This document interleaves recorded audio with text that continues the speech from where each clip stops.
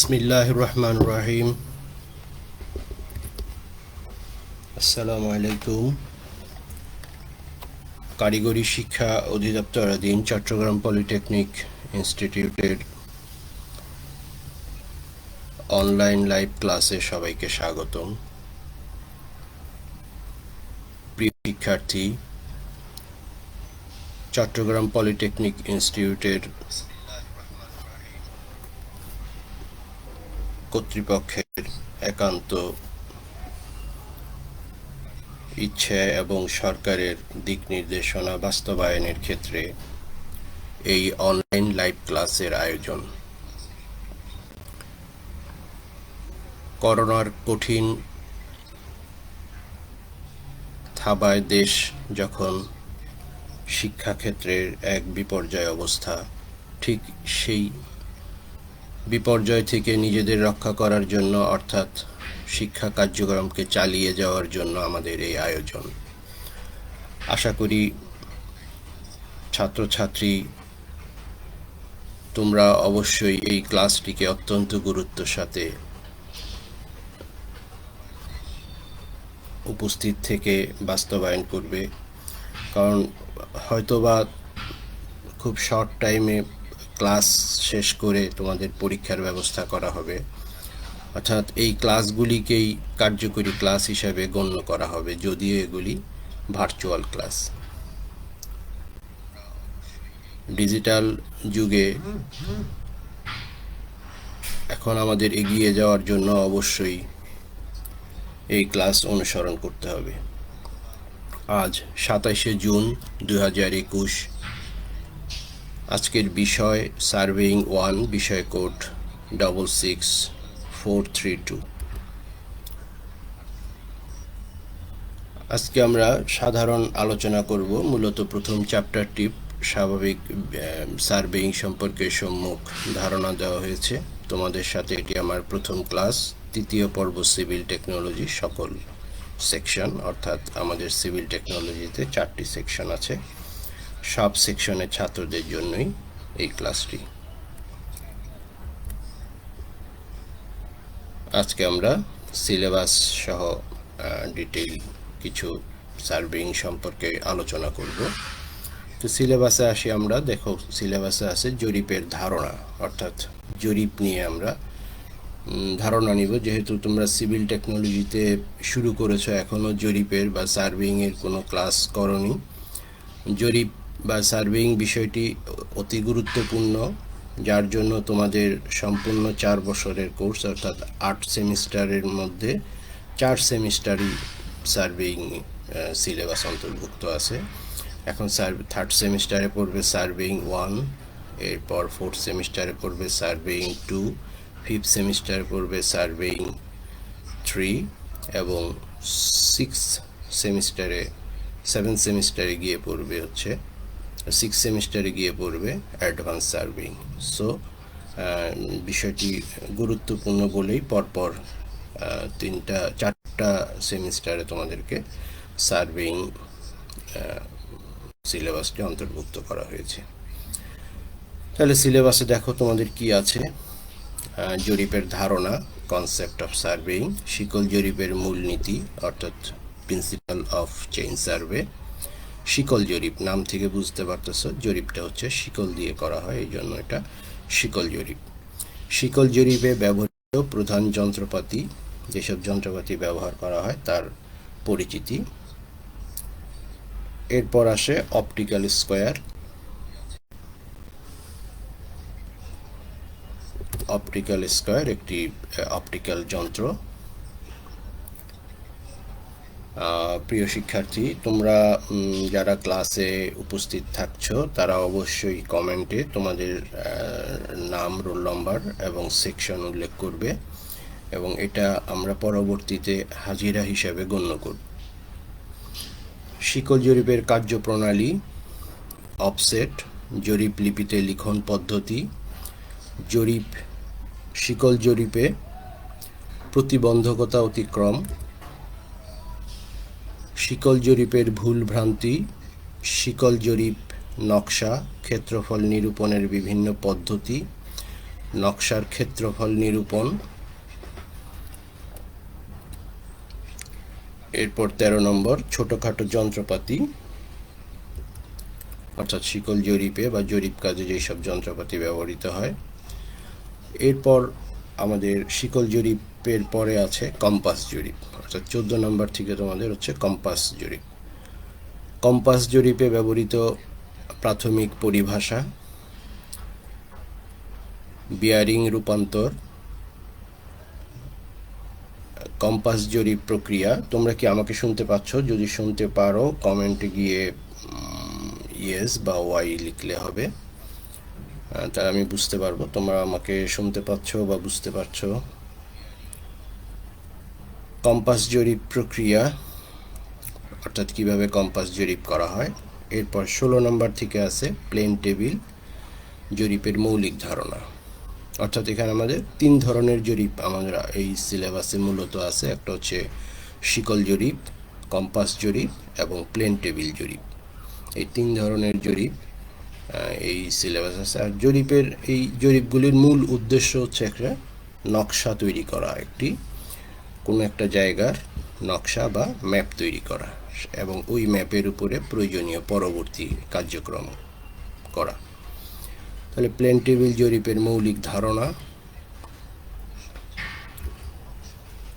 কিস্তোয়ার জরিপ, কিস্তোয়ার জরিপের প্রাথমিক ধারণা। এটা একটা জরিপ, এটা এখানে তোমাদের সিলেবাসে খুব সংক্ষিপ্ত আকারে আছে। কিস্তোয়ার জরিপ হচ্ছে ভূমি সংক্রান্ত জরিপ, আর মূলত রেভিনিউ সার্ভেও বলা হয় এটাকে, অর্থাৎ কোনো জমির খাজনা বা কর উত্তোলনের জন্য জমিকে বস্তু যেই ভাগ করা হয় যে সেই এবং প্রত্যেকটা ভাগের উপর কিভাবে কর নির্ধারণ করা হবে এবং জমিকে এর ম্যাপ তৈরি করে এটাকে সরকারিভাবে নামজারি করা বা সরকারিভাবে এটাকে রেজিস্ট্রেশন করা, এইসব কাজ যেই জরিপে করা হয় সেটাই হচ্ছে কিস্তোয়ার জরিপ।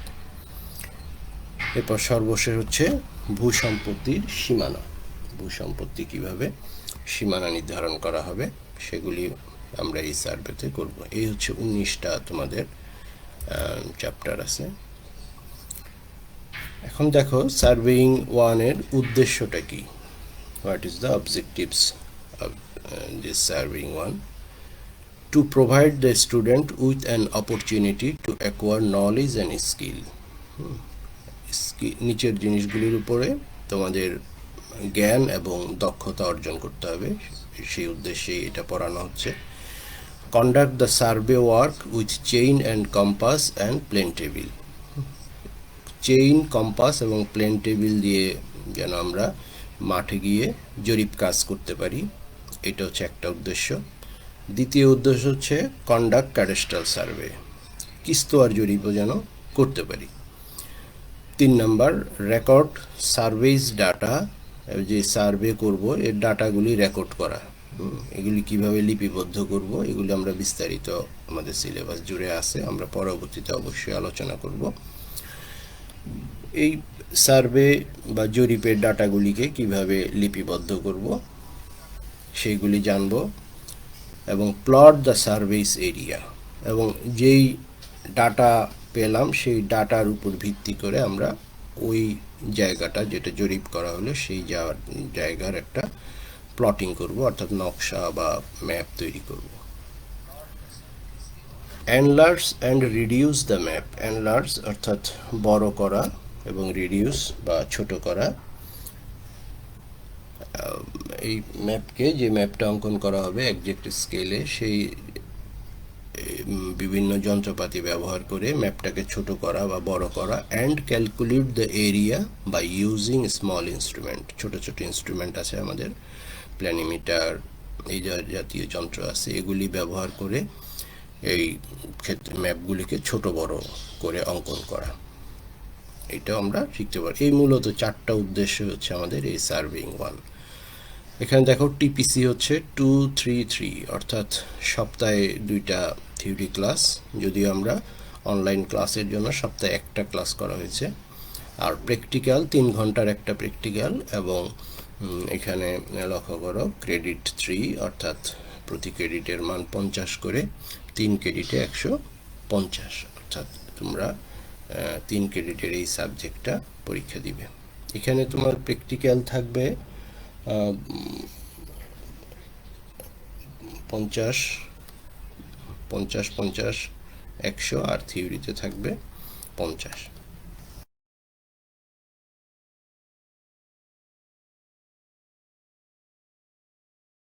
ওয়ানে দেখো শর্ট ডিসক্রিপশন কি বলছে, ইন্ট্রোডাকশন দ্য সার্ভেইং, ইন্ট্রোডাকশন করা সার্ভেইংয়ের পরিচিতি, কি কি survey, chain survey, compass survey, plane table survey and cadastral survey, এই 4টা সার্ভের ইন্ট্রোডাকশন এটা। এরপর ডিটেইল, এখানে সার্ভেগুলি এখানে ডিটেইল আছে, সিলেবাসের আমরা বিস্তারিত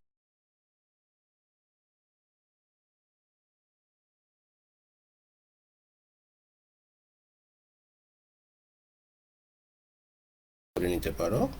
ডাউনলোড করে নিলে তুমি বুঝতে পারবে যে তোমার কোন কোন চ্যাপ্টারগুলি আছে এবং প্রত্যেকটা চ্যাপ্টারে কি কি বিষয়গুলি তোমাকে পড়তে হবে। তোমরা অবশ্যই বই সংগ্রহ করবে। বই এখানে আমাদের বোর্ডের প্রেসক্রাইবড কিছু সিলেবাস কয়েকটা বই আছে, নির্ধারিত রেফারেন্স বই, এগুলি আমি নাম দিয়ে দিচ্ছি। দেখো এরপরে প্র্যাকটিক্যাল আছে। প্র্যাকটিক্যালে তোমাদের 25টা প্র্যাকটিক্যাল আছে। 25টার ভিতরে কিছু প্র্যাকটিক্যাল আছে একটা প্র্যাকটিক্যালের সাথেই অনেকগুলি হয়ে যায়, সুতরাং সেগুলি যদিও এখানে সংখ্যাভিত্তিক অনেকগুলি সংখ্যা আসছে, দেখা যাবে যে একটা প্র্যাকটিক্যাল করতে গিয়ে অনেকগুলি চলে আসবে। সুতরাং আমরা এই দেখো এখানে 25টা প্র্যাকটিক্যালের লিস্ট এখানে আছে।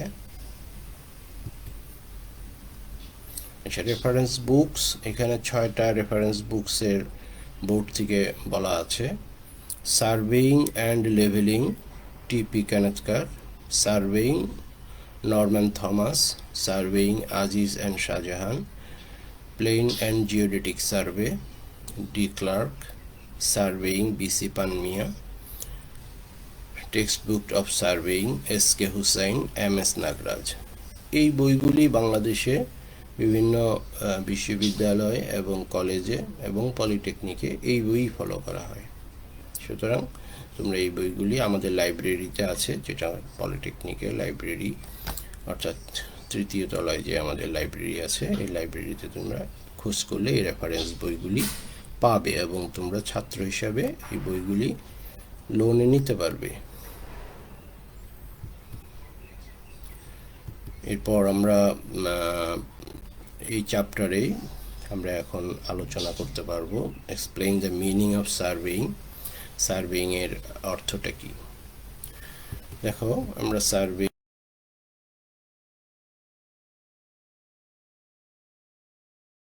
এটা একটা মিশরীয় সভ্যতার ছবি। দূরের পিরামিড, দুটো পিরামিড দেখা যাচ্ছে, পিরামিড দেখে বোঝা যাচ্ছে যে এটা একটা মিশরীয় সভ্যতার বিষয় হবে। এই যে 2টা পিরামিড, এখানে একটা পিরামিড, এখানে একটা পিরামিড, এবং এই চেহারাগুলি দেখেও কিন্তু বোঝা যাচ্ছে যে এটা একটা মিশরী সভ্যতা। যাই হোক, সেটা বিষয় না, বিষয়টা হচ্ছে যে আদি সভ্যতার প্রথম দিকেই যখন বিজ্ঞান চর্চা বা বিভিন্ন প্রকৌশল কার্যক্রম হয়েছে, তখন থেকে সার্ভে বা জরিপ কাজের ব্যবহার ছিল। তখন হয়তো সার্ভে নাম দিয়ে ছিল না, কিন্তু ব্যবহার ছিল সার্ভে। এখানে দেখো, এখানে একটা রশি 3 মাথায় 3 জন ধরে একটা নির্দিষ্ট দূরত্ব পরপর নট বা গিরো দিয়ে একটা চিহ্নিত করেছে। এগুলো একক দৈর্ঘ্য, এটা 1 হাত হতে পারে, 1 ফিট হতে পারে, 1 মিটার হতে পারে। এইটা ব্যবহার করে হয়তো এই জায়গাটার কোনো একটা মানচিত্র তৈরি করবে বা এটার একটা ক্ষেত্রফল বের করবে এই জায়গার, বা এখানে কোনো একটা স্থাপনা বা কিছু একটা হবে। কিন্তু এই কাজটা করার পূর্বে অবশ্যই তাকে জরিপ করে নিতে হবে। বাস্তব ক্ষেত্রেও তোমরা লক্ষ্য করবে যে কোনো একটা প্রজেক্ট বা যে কোনো একটা প্রকল্প হওয়ার আগেই তুমি যদি চিন্তা করো, আজকে বাংলাদেশের সবচেয়ে বড় মেগা প্রজেক্ট হচ্ছে পদ্মা সেতু। পদ্মা সেতু কি তোমার ধারণা যে যেদিন কাজ শুরু হয়েছে সেদিন থেকেই ওই সাইট নির্ধারণ হয়ে গেছে যে এইখান থেকে পদ্মা সেতু শুরু হবে আর ওইখানে গিয়ে শেষ হবে? অবশ্যই না। এই কাজটা শুরু হওয়ার কমপক্ষে 5 থেকে 10 বছর আগে থেকে বিভিন্নভাবে জরিপ করা হয়েছে এবং একাধিক, যেহেতু অনেক বড় প্রকল্প, একাধিক স্থানে এটা সম্ভাব্যতা যাচাই করা হয় এবং এই জরিপের ফলাফল, অর্থাৎ এই প্রজেক্ট আদৌ হবে কি হবে না এটা অনেক পরের বিষয়, কিন্তু এর আগে একাধিকভাবে একাধিক কর্তৃপক্ষ দ্বারা এই সম্ভাব্যতা যাচাইয়ের জন্য কারিগরি কমিটি দ্বারা জরিপ করা হয়। তাহলে অর্থাৎ যে কোনো প্রকল্প শুরু করার আগে জরিপ অবশ্যই করতে হবে, জরিপ ছাড়া কোনো প্রকল্প শুরু হতে পারে না। সুতরাং জরিপের প্রয়োজনীয়তা তোমরা নিশ্চয়ই কিছুটা অনুধাবন করতে পারছো। এরপর এই জরিপের মাধ্যমে এই জায়গাটার একটা নকশা তৈরি হবে, সেই নকশার উপর ভিত্তি করে ওই নকশার জায়গার ক্ষেত্রফল কত পাওয়া যাবে এবং চাইলে ওইখানে কি স্থাপনা বসানো যাবে, তৈরি করা যাবে, হ্যাঁ, সেগুলি এই নকশা থেকেই করতে হবে। কারণ জরিপের যেই জায়গাটা তুমি স্থাপনা হবে সেই জায়গার উপর এসে কোনো মডেল বসানো হয় না, সেই জরিপ থেকে অঙ্কিত নকশার উপরে মডেল স্থাপন করা হয়। সুতরাং জরিপ ছাড়া কোনো প্রকৌশল ক্ষেত্রে কোনো প্রকল্প এগিয়ে যায় না। সুতরাং জরিপ, যে কোনো প্রকল্প স্থাপনের পূর্ব শর্ত হচ্ছে জরিপ। প্রকল্পটি যত গুরুত্বপূর্ণ হবে জরিপের গুরুত্ব তত বেশি হবে, অর্থাৎ এটা বেশি নিখুঁতভাবে সেই জরিপ করতে হয় এবং বিভিন্ন ধরনের জরিপ আছে। জরিপের প্রকারভেদ তোমরা পরবর্তীতে দেখবে, এই যে টাইপস অফ সার্ভে, কী ধরনের জরিপ আছে। দেখো, প্রধানত জরিপকে 5 ভাগে ভাগ করা হয়েছে। পৃথিবীর আকারের উপর ভিত্তি করে, পৃথিবীর শেপ অফ দ্য আর্থ, পৃথিবীর পৃষ্ঠটা কেমন, তোমরা বলতে পারবে পৃথিবীর পৃষ্ঠ কেমন, সমতল, গোলাকার, বৃত্তাকার, অধিবৃত্তাকার। পৃথিবীর পৃষ্ঠটা সমতল না, পৃথিবীর পৃষ্ঠটা হচ্ছে পৃথিবীর পৃষ্ঠ সমতল। সমতল কাকে বলে? ও একটা জিনিস হচ্ছে অনুভূমিক আর একটা শব্দ হচ্ছে সমতল। পৃথিবী পৃষ্ঠ হচ্ছে সমতল। সমতল পৃষ্ঠ, আমি একটা ছবি এঁকে তোমাদের দেখাই তাহলে বুঝতে পারবে।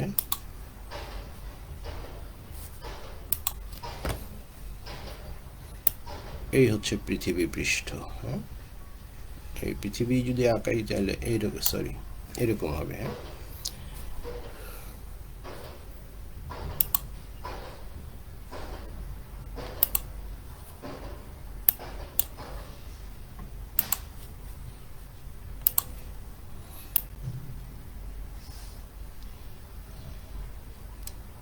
পৃথিবী পৃষ্ঠ এরকম যদি হয়,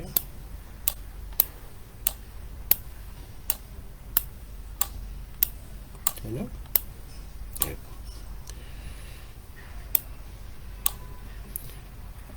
আমাদের অবস্থান কোথায়? আমরা অবস্থান করি হচ্ছে পৃথিবী পৃষ্ঠে, পৃথিবীর কেন্দ্রে না, সবাই আমাদের অবস্থান হচ্ছে এরকম পৃথিবীর পৃষ্ঠে। আবার এখানে যদি কেউ বাস করে সেও পৃথিবীর পৃষ্ঠে এইভাবে অবস্থান করবে। এদিকটা হচ্ছে মেরু, এটা হচ্ছে উত্তর মেরু। হ্যাঁ, পৃথিবীর এই পাশটা হচ্ছে উত্তর মেরু, এর নিচের দিকটা হচ্ছে দক্ষিণ মেরু। মেরুর দিকে আমরা জানি এদিকে খুব প্রচণ্ড বরফ, ঠান্ডা বরফ। এই অঞ্চলে লোকজনের বসবাস খুব কম। বেশিরভাগ বিশ্বের লোকজনের বসবাস হচ্ছে এই অঞ্চলে লোকজনের বসবাস বেশি, যেহেতু এখানে তাপমাত্রা খুব বেশিও না খুব কমও না, সেই জন্য বসবাসের উপযোগী হচ্ছে মাঝখানে। তাহলে আমরা সবাই অবস্থান কিন্তু এইভাবে, আমরা কিন্তু সবাই পৃথিবী পৃষ্ঠের উপরে লম্বভাবে থাকি, পৃথিবী পৃষ্ঠের সাথে আমরা 90 ডিগ্রি ভাবে থাকি। অর্থাৎ আমরা এখানে আছি বলে আমরা পৃথিবী পৃষ্ঠের সাথে শুয়ে থাকবো এইভাবে না, পৃথিবী পৃষ্ঠের সাথে সবাই লম্বাভাবে থাকে। পৃথিবী তার মধ্যে আকর্ষণ শক্তির জন্য সবাই পৃথিবীর কেন্দ্রের দিকে আকর্ষণ করে, যার জন্য আমরা সবাই যার যার স্থানে লম্বাভাবে দাঁড়িয়ে থাকতে পারি। আচ্ছা, প্রসঙ্গ আমরা অন্যদিকে চলে যাচ্ছিলাম। যেটা নিয়ে কথা বলতেছিলাম, পৃথিবীর শেপ বা পৃষ্ঠের উপর ভিত্তি করে জরিপকে দুই ভাগে ভাগ করা হয়েছে। একটা হচ্ছে গোলকীয় জরিপ বা জিওডেটিক সার্ভে, আর একটা হচ্ছে সমতলীয় জরিপ। অর্থাৎ পৃথিবীর বক্রতাটাকে বিবেচনায় করে যেই জরিপ করা হয়, বিবেচনায় এনে যে জরিপ করা হয়, সেটা হচ্ছে জিওডেটিক সার্ভে বা গোলকীয় জরিপ। আর পৃথিবীর বক্রতাটাকে বিবেচনায় না এনে যেই জরিপ করা হয়, সেটা হচ্ছে সমতলীয় জরিপ। এখানে আমরা দেখো, এই যে পৃথিবীর আকারের ভিত্তিতে জরিপকে দুই ভাগে ভাগ করা হয়েছে। একটা হচ্ছে সমতলীয় জরিপ, ভূমণ্ডলীয় জরিপ, আর একটা হচ্ছে সমতলীয় জরিপ। ভূমণ্ডলীয় জরিপ বা জিওডেটিক সার্ভে এটা হচ্ছে বড় আকারের, আর সমতলীয় জরিপ হচ্ছে ছোট আকারের জন্য। তাহলে এখানে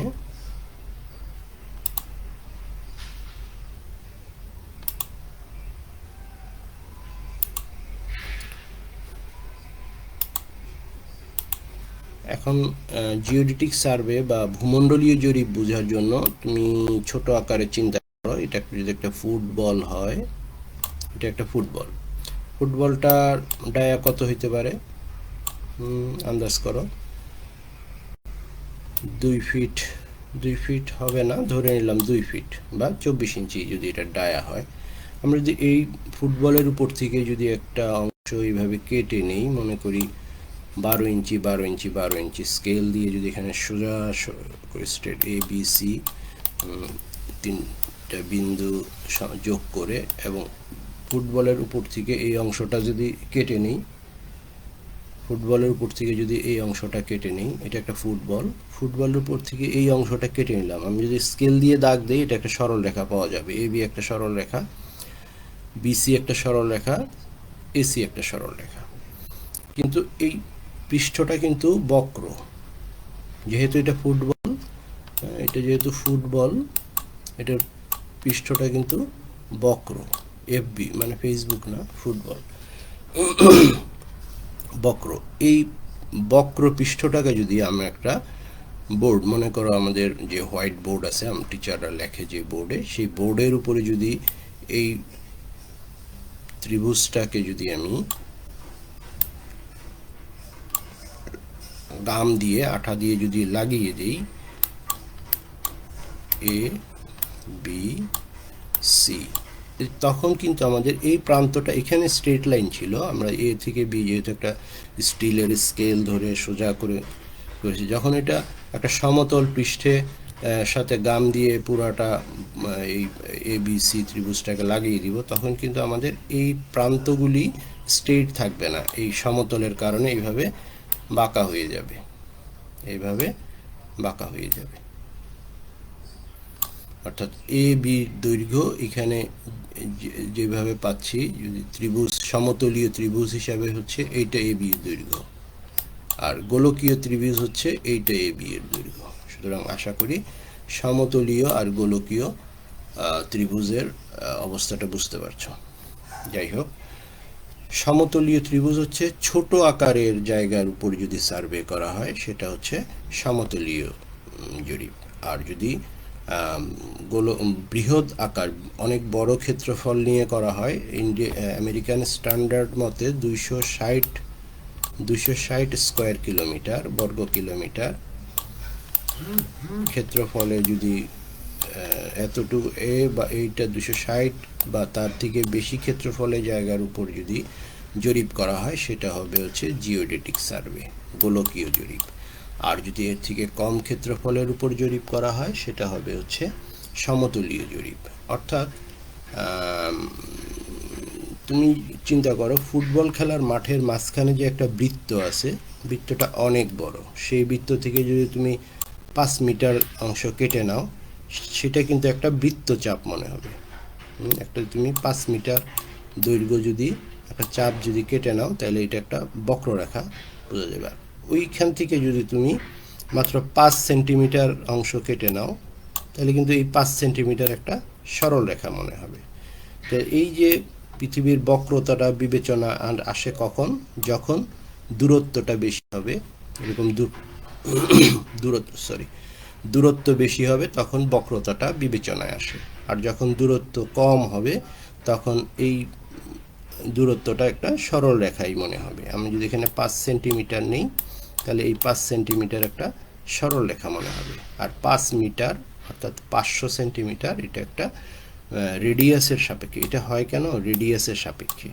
রেডিয়াসের সাপেক্ষে দৈর্ঘ্যটা যদি তুলনামূলকভাবে বেশি হয় তখন এটা হয় বক্ররেখা। আর রেডিয়াসের সাপেক্ষে এই দূরত্বটা যেহেতু কম সেই জন্য এটা হচ্ছে একটা সমতল রেখা, স্ট্রেট লাইন বা সরল রেখা। আশা করি বুঝতে পেরেছ। তাহলে পৃথিবীর আকারের উপর ভিত্তি করে দুইটা জরিপ, ভূমণ্ডলীয় জরিপ আর শিকল জরিপ। যেহেতু আমরা ছোট আকারের উপর করি সেই জন্য এটা সমতলীয় জরিপ। কিন্তু বাংলাদেশের ম্যাপ তৈরি করব বা ভারত বাংলাদেশ মিলে একটা ম্যাপ তৈরি করব, সেটা কিন্তু অনেক বড় আকারের হবে। তখন কিন্তু আবার এই শিকল জরিপ, তখন এই ছোট ছোট শিকল দিয়ে করলে হবে না, তখন অনেক বড় আকারের জরিপ করা হয়। সেটা হচ্ছে ভূমণ্ডলীয় জরিপ। এখানে একটা স্টেশন থেকে অর্থাৎ এ বি দূরত্বটা তখন দেখা যাবে যে 100 কিলোমিটার 200 কিলোমিটার। এটা হচ্ছে ভূমণ্ডলীয় জরিপ। যাই হোক, দ্বিতীয়টা আসো জরিপ পদ্ধতির উপর ভিত্তি করে, ত্রিভুজায়ন জরিপ, ঘের জরিপ। সব জরিপেই মূলত ঘের জরিপ এবং ত্রিভুজায়ন জরিপ একসাথেই সংযুক্ত।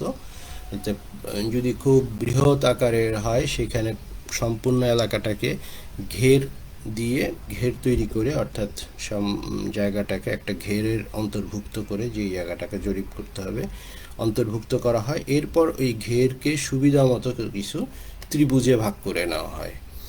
ত্রিভুজ যেহেতু যে কোনো ক্ষেত্রের মিনিমাম সবচেয়ে ছোট ইউনিট হচ্ছে ত্রিভুজ, সেই জন্য ত্রিভুজায়ন জরিপটাই। ত্রিভুজায়ন সব জরিপের ক্ষেত্রেই আমাদের হচ্ছে ত্রিভুজায়ন জরিপ। ত্রিভুজায়ন জরিপ দিয়ে সব জরিপ করা সম্ভব।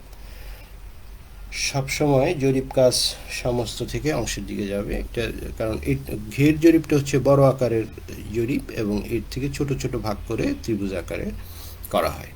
তাহলে এই হচ্ছে জরিপ পদ্ধতির উপর ভিত্তি করে ত্রিভুজায়ন জরিপ এবং ঘের জরিপ দুই প্রকার।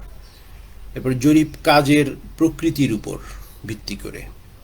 কাজের প্রকৃতি, যেমন এটা ভূমি জরিপ, ভূমির যদি জরিপ করা হয় ভূমি জরিপ আবার 4 ভাগে ভাগ করা হয়েছে: টপোগ্রাফিক সার্ভে, কিস্তোয়ার জরিপ, নগর জরিপ, প্রকৌশল জরিপ।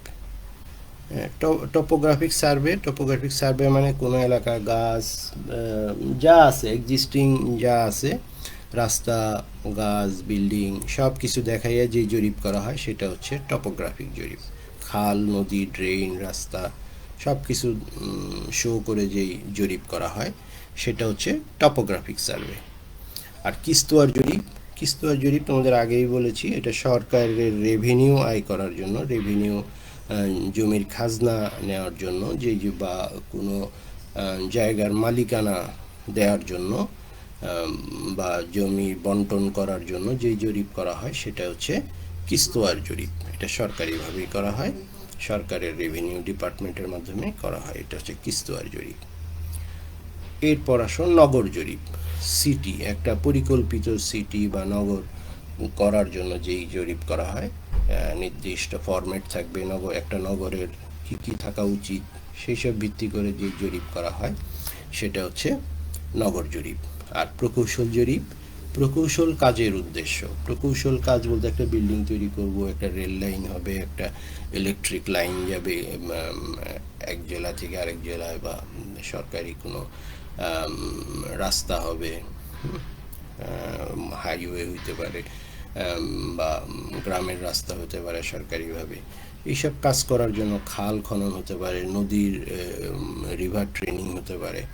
এইসব কাজের জন্য যে জরিপ করা হয় সেটা হচ্ছে প্রকৌশল জরিপ। অর্থাৎ ইঞ্জিনিয়ারিং কাজের রিলেটেড যদি হয় তাহলে সেটা হচ্ছে প্রকৌশল জরিপ। এরপর কাজের ভিত্তির উপর একটা গেল ভূমি জরিপ, এরপর হচ্ছে সমুদ্র আর পানি জরিপ, এটা oceanographic survey and hydrographic survey, অর্থাৎ সমুদ্র সংক্রান্ত যেসব জরিপ করা হয় সেটা হচ্ছে ওশানোগ্রাফিক সার্ভে। জ্যোতিষীয় জরিপ, আমাদের জরিপের আরেকটা অংশ হচ্ছে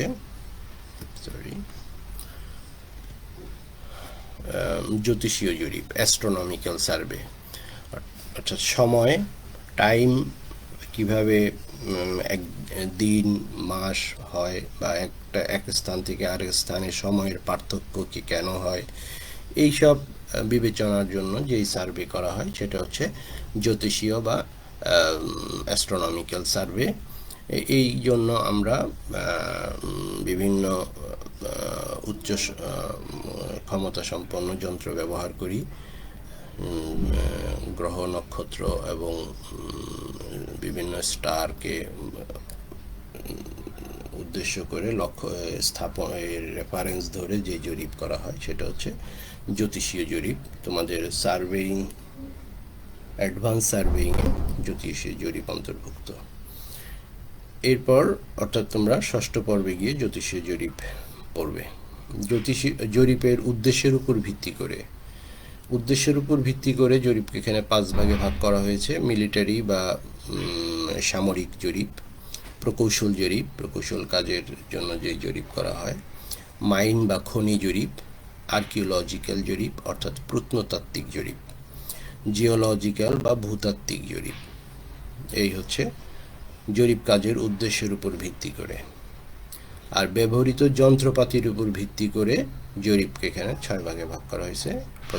সবচেয়ে প্রথম সহজ পদ্ধতি হচ্ছে শিকল জরিপ। এরপরে আছে কম্পাস জরিপ এবং প্লেন টেবিল সার্ভে,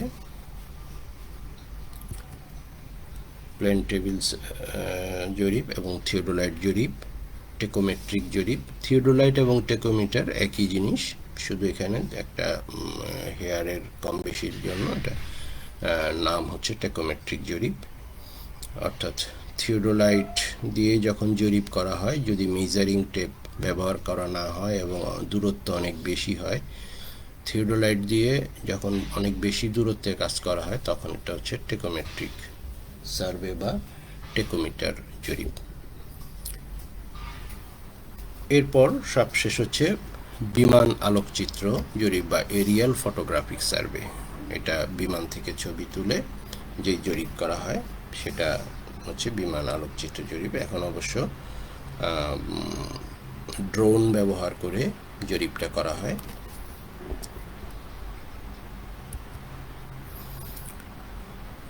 এরপর দেখো আমাদের সিলেবাসে যেহেতু প্রথমে আছে শিকল জরিপ বা চেইন সার্ভে, আজকে আমরা যেহেতু সামান্যই কিছু আলোচনা করছি, খুব ডিটেইলে যাব না। এখানে দেখো 3 ধরনের শিকল দেওয়া আছে। শিকল প্রধানত 4 ধরনের হয়। এখানে দেখো প্রথমে আছে হচ্ছে ইঞ্জিনিয়ার্স চেইন বা প্রকৌশল শিকল, ইঞ্জিনিয়ার্স চেইন বা প্রকৌশল শিকল, অর্থাৎ প্রকৌশল কাজের জন্য ব্যবহৃত হবে। এখন কিন্তু বলবে সবগুলোই প্রকৌশল কাজ। হ্যাঁ, সবগুলোই প্রকৌশল কাজ। যেমন একটি রাস্তা, খাল বা রেল লাইন হবে, এই ক্ষেত্রে দৈর্ঘ্যগুলি মাপার জন্য আমরা তো তোমাদের ধারণা হতে পারে আমরা শিকল কেন ব্যবহার করছি, টেপ দিয়েই তো মাপতে পারতাম। যখন মাঠে কাজ করবে, অনেক লম্বা দৈর্ঘ্য যখন মাপতে যাবে, 2 কিলোমিটার 3 কিলোমিটার দৈর্ঘ্য যখন মাপতে যাবে, একটা টেপ যদি যেই নাইলন বা প্লাস্টিকের টেপ, যদি ফ্লেক্সিবল টেপগুলি যদি ব্যবহার করো, এটা অল্প সময়ের মধ্যে ছিঁড়ে যেতে পারে, টানাটানির কারণে দৈর্ঘ্য লম্বা হয়ে যেতে পারে। এরপর ফ্রিকশনের কারণে, ঘষার কারণে লেখাগুলি মুছে যেতে পারে। সেই জন্য একটা টেপ দিয়ে তুমি বেশি দিন কাজ করতে পারবে না এবং এটার দৈর্ঘ্যও চেঞ্জ হয়ে যাবে। এটা লম্বা টানতে টানতে এটার দৈর্ঘ্য বিকৃতি হয়ে যাবে, অর্থাৎ এটা লম্বা হয়ে যাবে। যখন এটা দৈর্ঘ্য বেশি হয়ে যাবে, লম্বা হয়ে যাবে, তখন এই টেপ দিয়ে আর প্রকৃত দৈর্ঘ্য তুমি মাপতে পারবে না। শোনা যাচ্ছে সুমাইয়া সুলতানা, নিসবা সুলতানা নোভা, ইয়েস স্যার, রকিব,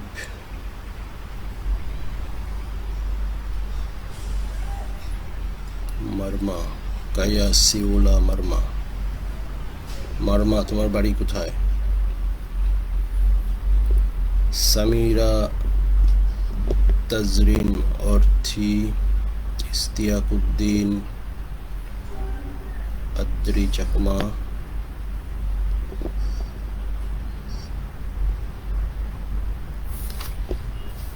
আচ্ছা, প্রকৌশল শিকল বা ইঞ্জিনিয়ার শিকলের দৈর্ঘ্যগুলি মনে রাখবে। এখানে প্রত্যেকটা শিকলের দৈর্ঘ্য আলাদা আলাদা। পরীক্ষায় এটা খুবই গুরুত্বপূর্ণ, ভাইভাতে জিজ্ঞেস করা হয়। প্রকৌশল শিকল, এখানে একটা কমন জিনিস মনে রাখবে, শুধুমাত্র মিটার শিকল দৈর্ঘ্যই হচ্ছে মিটারে, অন্য সব শিকলের দৈর্ঘ্যই হচ্ছে ফুটে। আশা করি মনে রাখতে পারছ। মিটার শিকল, এখানে নামের সাথে মিটার আছে, শুধু এই মিটার শিকলের দৈর্ঘ্যই মিটারে, অন্য সব শিকলের দৈর্ঘ্যই ফিটে। ইঞ্জিনিয়ার্স চেইন বা প্রকৌশল শিকল, এটাকে বাংলায় বলা হয় প্রকৌশল শিকল, এর দৈর্ঘ্য হচ্ছে 100 ফিট। এর দৈর্ঘ্য হচ্ছে 100 ফিট।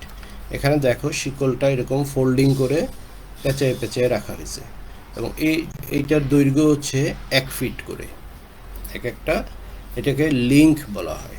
এই যে এক একটা ভাঁজকে বলা হয় এক লিঙ্ক। তাহলে বোঝা যাচ্ছে প্রকৌশল শিকল 100 ফিট, এক লিঙ্কের দৈর্ঘ্য যেহেতু 1 ফিট, তাহলে এটাতে 100 লিঙ্ক আছে।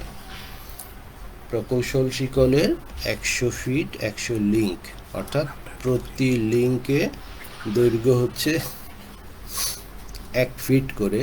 সো এখানে 100 ফিট আছে। আরমান সাইয়াম,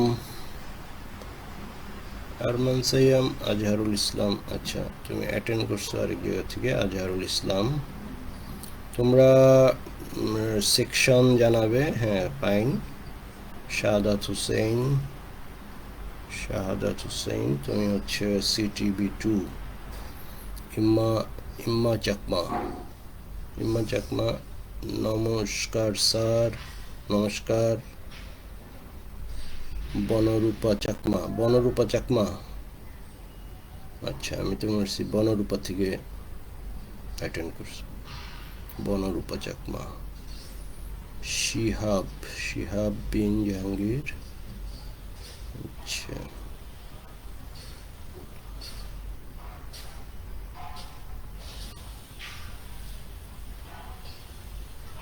আসসালামু আলাইকুম। আকিবুর রহমান।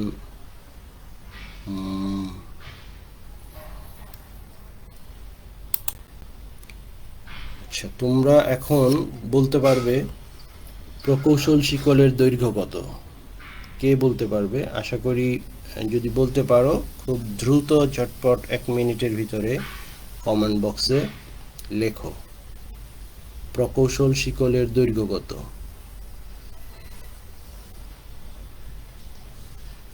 আমি তোমাদের উত্তরটা জানতে চাচ্ছিলাম, প্রকৌশল শিকলের দৈর্ঘ্য কত। এরপর আসো, এর ভিতরে তোমরা উত্তরটা দিয়ে দাও। এর ভিতরে আমি বলতেছি গান্টার শিকল, এই শিকল দৈর্ঘ্য হচ্ছে 66 ফিট, 66 ফিট। গান্টার শিকলের দৈর্ঘ্য 66 ফিট। হায়দার আরমান লিখেছে 100 feet, fine. Arman Hossain 1 feet. 1 feet তো লিঙ্কের দৈর্ঘ্য, আমি তো জিজ্ঞেস করেছি শিকলের দৈর্ঘ্য কত। ও তৌহিদুল ইসলাম, ফিট বানান FIT না FEET, আর 1 হইলে হবে হচ্ছে FOOT, ফুট। ওয়ান যদি লেখো তখন লিখতে হবে FOOT, সিঙ্গুলার প্লুরাল হয়ে যাবে। ফাইন, আর মান আবার লিখেছো ফিট, ফিট আবার তহিদুল ফিট লিখেছো FIT না, FEET। আর ওয়ান, ওয়ান যখন লিখবা FOOT, ফুট। আর টু হলে তখন হবে FEET, ফিট। আবার FT লিখলে তুমি ভুল করলেও বোঝা যাবে না।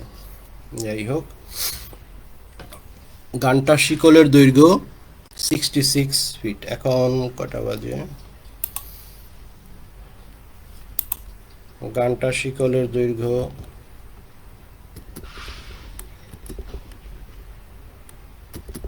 আচ্ছা আসো গানটার শিকল নিয়ে কথা বলি। গানটার শিকল একজন ফরাসি বিজ্ঞানী উনি আবিষ্কার করছে, ওনার নাম অনুসারে এটা গানটার শিকল। প্রথমেই বলেছি যে মিটার চেইন ছাড়া আর সব শিকলের দৈর্ঘ্যই হচ্ছে ফুটে। সুতরাং গানটার শিকলের দৈর্ঘ্যও ফুটে, এবং এটা 66 ফিট। বা মনে রাখার জন্য তোমাদের একটা ক্লু মনে রাখিয়ে দেই, ক্রিকেট খেলার পিচের দৈর্ঘ্য হচ্ছে 66 ফিট বা 22 গজ। তাহলে ক্রিকেট খেলার পিচের সমান হচ্ছে গানটার শিকল। গানটার শিকল দিয়ে জমির ক্ষেত্রফল মাপা হয়। গানটার শিকলের সাথে মিল রেখে আর একটা শিকল আছে, সেটা হচ্ছে রেভিনিউ শিকল, রেভিনিউ চেইন। ওটা হচ্ছে 33 ফিট। গানটার শিকল 66 ফিট। গানটার শিকল দিয়ে জমির ক্ষেত্রফল পরিমাপ করা হয়। তোমরা অবশ্যই যারা গ্রামে আছো বা শহরে যারা জায়গা জমি সম্পর্কে কিছুটা ধারণা আছে, তারা দেখবা মৌজা ম্যাপে যেই শিকল ব্যবহার করা হয় সেখানে গানটার শিকল ব্যবহার করা হয়। জমি পরিমাপ করার জন্য কিন্তু গানটার শিকল ব্যবহার করা হয়। যেহেতু আমাদের দেশে যে মৌজা ম্যাপটা তৈরি করা হয়েছে সেটা ফিট সিস্টেমে, অর্থাৎ যেহেতু এটা ব্রিটিশের সময় করা হয়েছে, তখন যেহেতু ব্রিটিশ পদ্ধতি FPS ছিল, ফিট ছিল। মিটার চেইন তো আমাদের এখানে 90 সালের পরের থেকে বাংলাদেশে মিটার প্রচলন হয়েছে। সুতরাং এর আগে সবগুলি ফিটে ছিল, যার জন্য জমি জমা পরিমাপের জন্য যেমন 1 একর সমান 43,560 বর্গফিট। 1 একর সমান কত? 43,560 বর্গফিট। তাহলে 43,560 বর্গফিটকে 43,560কে যদি তুমি 66 এক গানটার শিকল দিয়ে ভাগ করো, 43,560 ভাগ 66, তাহলে পাবে হচ্ছে 10 শিকল। অর্থাৎ এক শিকল দৈর্ঘ্য, এক শিকল প্রস্থ এবং 10 শিকল দৈর্ঘ্যের যেই জমি, সেই জমিটা হচ্ছে 1 একর। ঠিক আছে? আর 1 একর, হ্যাঁ রাইট।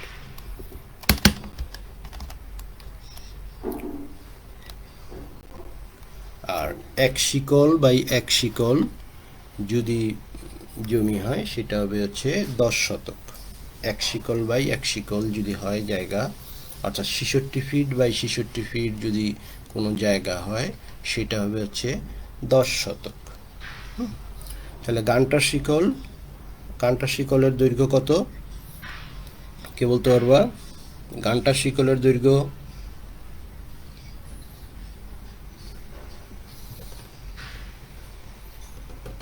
গানটার শিকলের দৈর্ঘ্য কত? ঝটপট কে বলতে পারবে? দেখি কে সবার আগে আনসার করতে পারো। গানটার শিকলের দৈর্ঘ্য,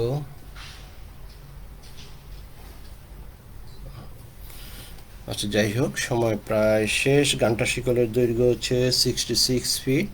এরপর মিটার শিকল। মিটার শিকল 3 ধরনের হয়, 10 metre, 15 metre, 20 metre, 25 metre, 30 metre পর্যন্ত, সর্বোচ্চ 30 মিটার পর্যন্ত হয়। ঠিক আছে, আমরা আজকে এই পর্যন্তই আলোচনা আর লম্বা করব না। পরবর্তী ক্লাসে আমরা এইসব নিয়ে আমরা বিস্তারিত আলোচনা করব।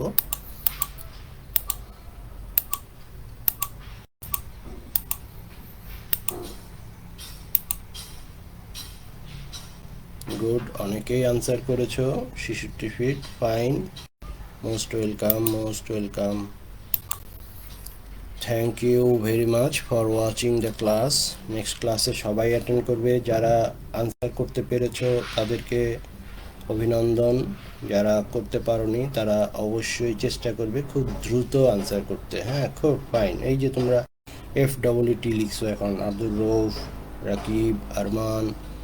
FEET হচ্ছে সিঙ্গেল ও 1 ফিটের জন্য, যখন বেশি হবে ফিট তখন FEET হবে। আর সংক্ষেপে লিখতে পারো FT লিখলেও হবে।